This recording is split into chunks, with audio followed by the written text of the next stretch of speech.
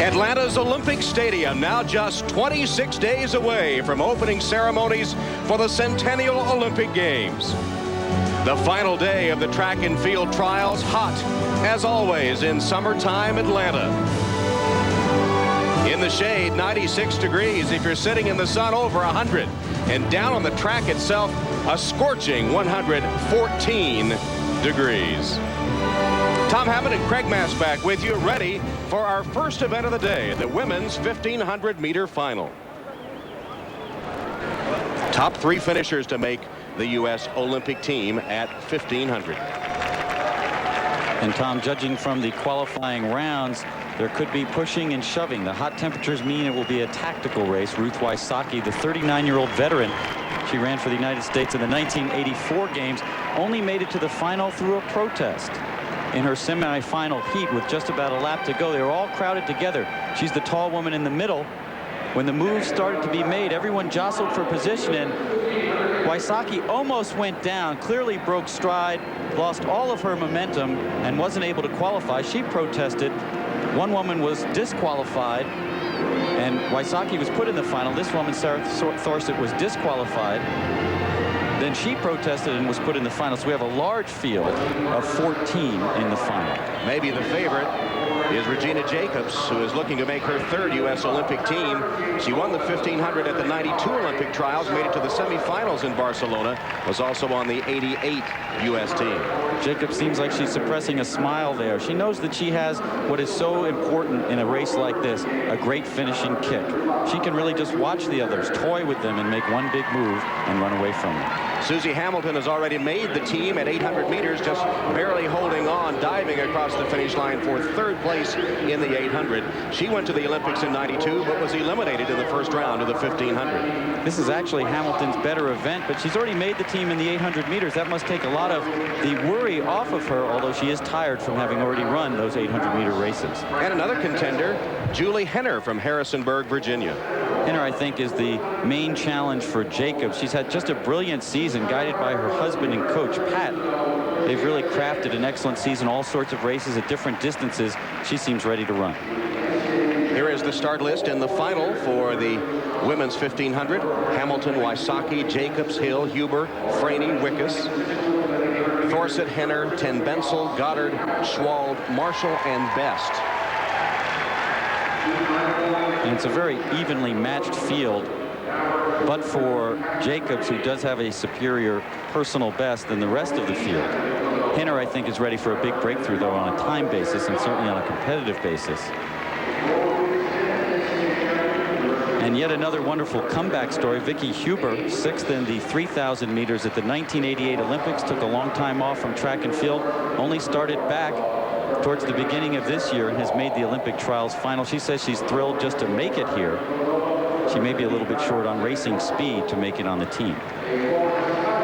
Sometimes she says the pressure just gets to her. In fact, dropped out of her heat in the 5,000, saying she was overwhelmed by the pressure. Really been a story about the kids. Mary Slaney qualified for the team. Wysocki herself, a comeback story. She was sitting at home over the last couple of years watching television, and she said, you know, this was last year, said I'm 38 years old to beat these women. Returned to the track wars last year and made it to the World Championships, where she qualified for the final. Perhaps taking a page from the book of Mary Slaney. She beat then Mary Decker back in 1984 at the U.S. Olympic trials. And as we know, Mary Slaney will be coming back to Atlanta as a member of the U.S. team this year. Runners on their mark.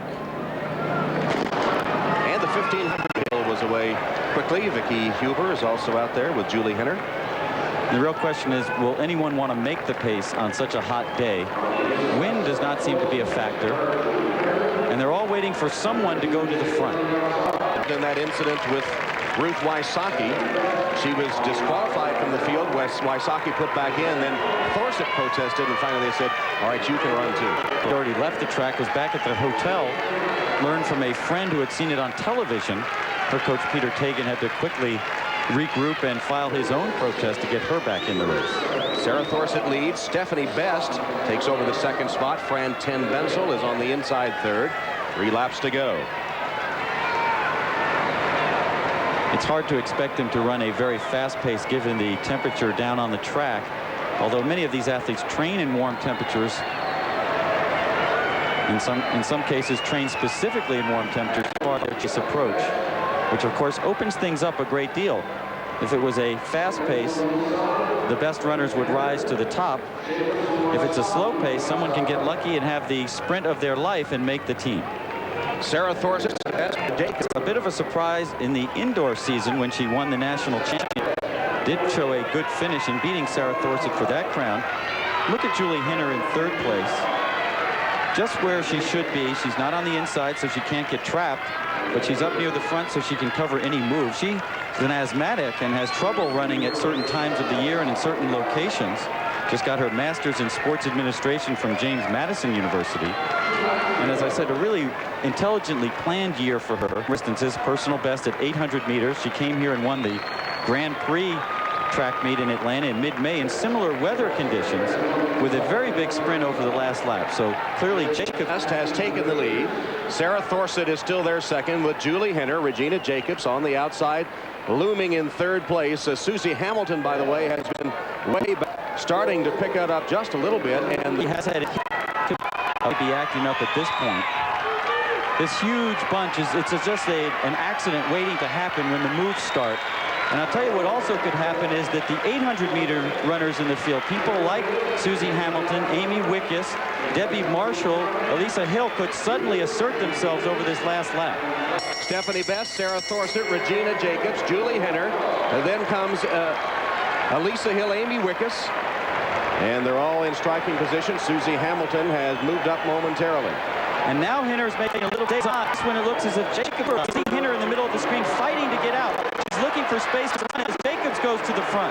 Regina Jacobs takes over the lead. Here comes Amy Wickes into second place. It's Juli third. Now second place for Henner as Regina Jacobs leads to the top of the home straight.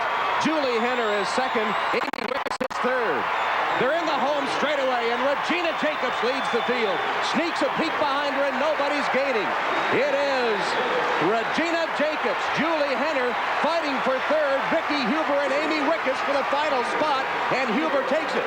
Jacobs wins, Henner second, and Huber third. An amazing story in third place as Jacobs and Henner do the expected, and Wysocki comes in last. But Vicki Huber, less than 9 months ago, not even a runner, has found a place on the Olympic team.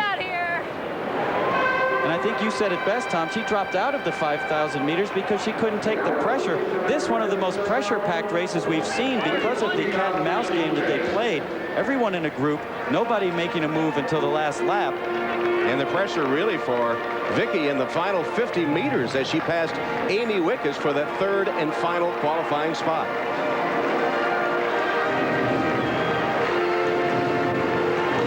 Unofficially, the time 4:08.67 was a very tactical race as expected. And then Regina Jacobs, she is presence in the U.S. for some time and once again proves her superiority. And the key feature of taking this outstanding ability, she's a world indoor champion, and translated to an Olympic success. And here's where she made the move, a big move that the others just couldn't cover. Only Henner could go with her, and Henner essentially spotted her 5 meters by being caught a little bit on the inside.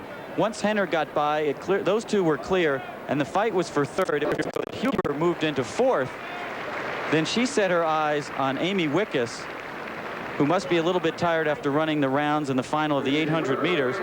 Wickes crumbles over the last 50 meters as Vicki Huber, who travels to meets with her 1-year-old daughter. And I guess she'll be coming back to Atlanta in less than a month. 29-year-old Vicki Huber from Eugene, Oregon, taking the third and final qualifying spot with Amy Wickes finishing just behind them there. So the official results, Regina Jacobs, Juli Henner, and Vicki Huber, the top 3 finishers on their way back to Atlanta to represent the U.S. in the women's 1,500 meters. So our final day in the U.S. Olympic track and field trials underway here in Atlanta's Olympic Stadium.